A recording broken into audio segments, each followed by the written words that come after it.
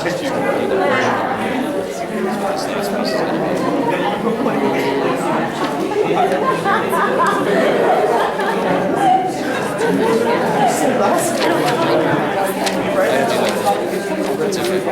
got like the last two.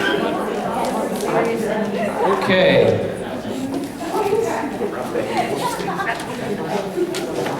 We hope you guys had some really good discussion with your spouses about forgiveness.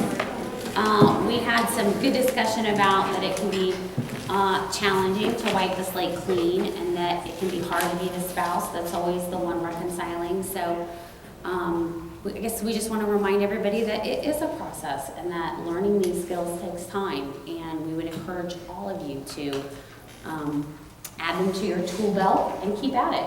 And that's what community is for, and that's why we have other couples around us to encourage us to keep working on that. So Todd and I just had a couple final thoughts that we wanted to share with you.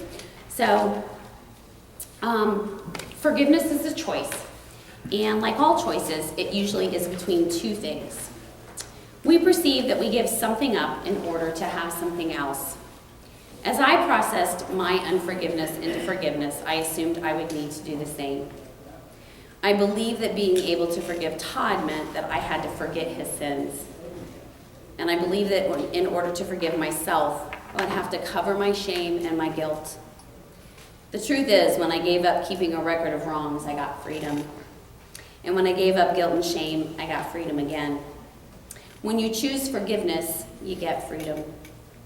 I chose freedom, and it gave me a family, it gave me redemption, and it gave me healing. It gave me power against the enemy. And for me, forgiving Holly for her sin was a battle of my will.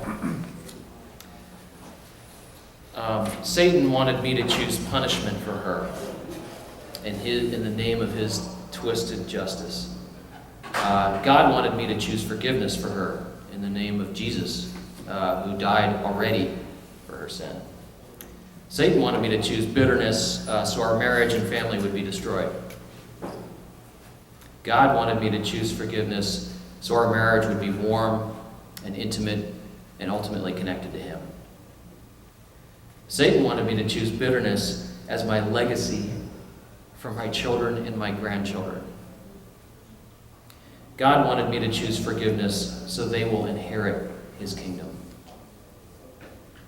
Our life moves too fast to allow bitterness to win any sunset. We choose to forgive at the speed of life. As we end our presentation tonight, we'll ask this final question to you. What do you choose?